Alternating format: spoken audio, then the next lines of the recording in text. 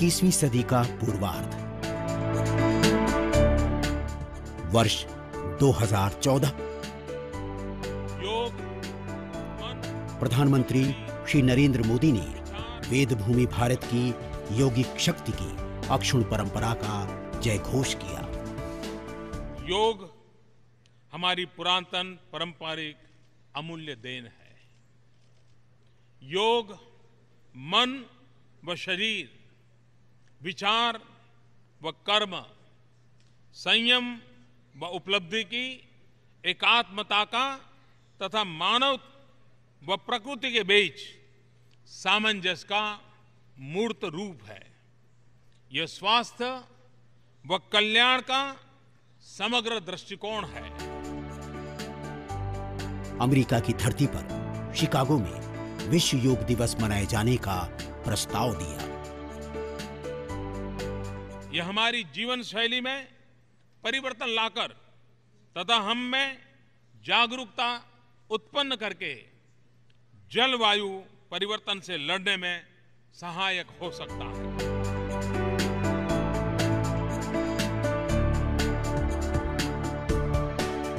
सारी दुनिया में योग, भावातीत ध्यान, प्राणायाम के प्रति स्वीकारोक्ति ने तमाम उपलब्धियों के कई सोपान विस्तारित कर दिए। आइए हम एक अंतर्राष्ट्रीय योग दिवस को आरंभ करने की दिशा में कार्य करें। न जाने कितने ही ऋषियों, महर्षियों, ज्ञानी विज्ञानियों और योगिक पुरुषों की सामूहिक चेतना का चिरंतन प्रयास अब नए आयाम स्थापित कर रहा है। हमें आधे घंटे का वक्त दिया हुआ है। हमने 5 आसन चुने हैं। युवा का जो चेतना जगाना और चेतना को बनाना, ये सबसे आवश्यक है। आज सिर्फ करियर के लिए युवा सोचती है। वैदिक ज्ञान विज्ञान की शक्ति का युग पुरुष स्वामी विवेकानंद ने वर्ष 1893 में शिकागो में दुनिया को पहली बार अनुभूति कराई थी।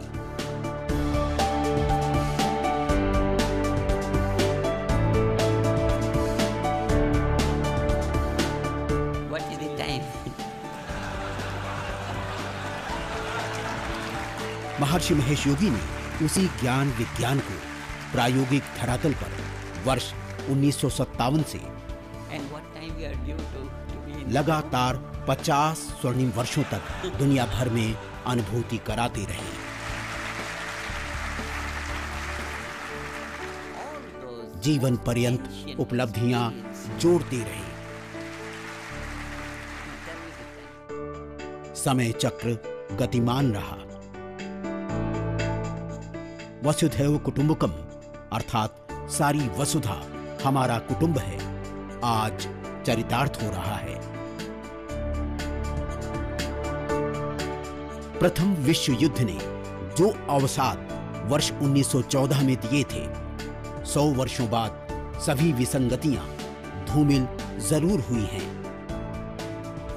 किंतु अब विश्व योग दिवस मनाए जाने की शुरुआत ने भारत की योगिक शक्ति की स्वीकारोक्ति पर मुहर लगा दी है।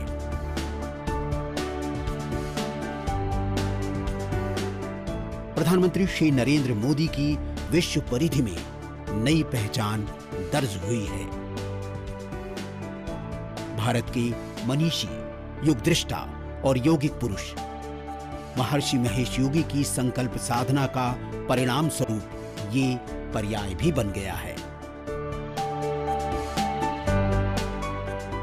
विश्व की सबसे पुरानी संस्कृति वैदिक संस्कृति है और आज पूरी दुनिया की जो 3 बड़ी समस्याएं हैं, मजहबोन्माद, पूरी दुनिया में जो मजहब का उन्माद चल रहा है और उसके पीछे फिर युद्धोन्माद और आतंकवाद चल रहा है, और भोगोन्माद, सारी दुनिया भोगों के पीछे पागल है। इसका समाधान है वैदिक अध्यात्मवाद।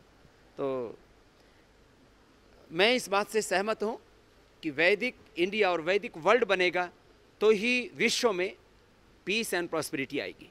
Meditation is a very, very easy process. You are independent to sit everywhere. You can sit wherever you like. You close your eyes, and after some times you come deeper and deeper in the field beyond all sorts. In this, what we are scientifically saying, unified field.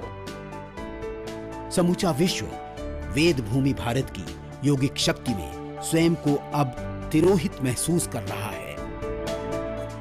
Prime Minister Modi has declared this day of yoga once a year, very, very special. Yoga is the most supreme knowledge of the Veda, and I have spent the last 40 years of my life researching yoga and showing how the transcendental meditation technique, which is really the highest level of yoga, allows the individual to dive deep within and unfold his full creative ability.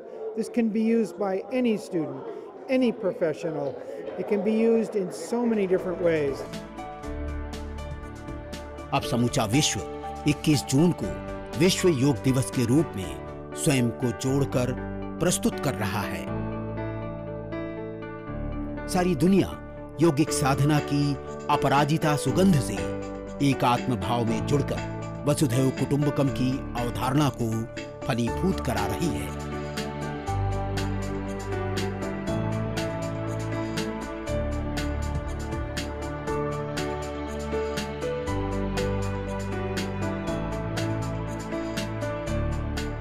सूर्य की किरणों का प्रभाव 21 जून के दिन धरती पर सर्वाधिक होता है। ये दिन सबसे बड़ा होता है और रात छोटी होती है। सारी दुनिया 12 समय क्षेत्रों अर्थात 12 टाइम जोन में विस्तारित है।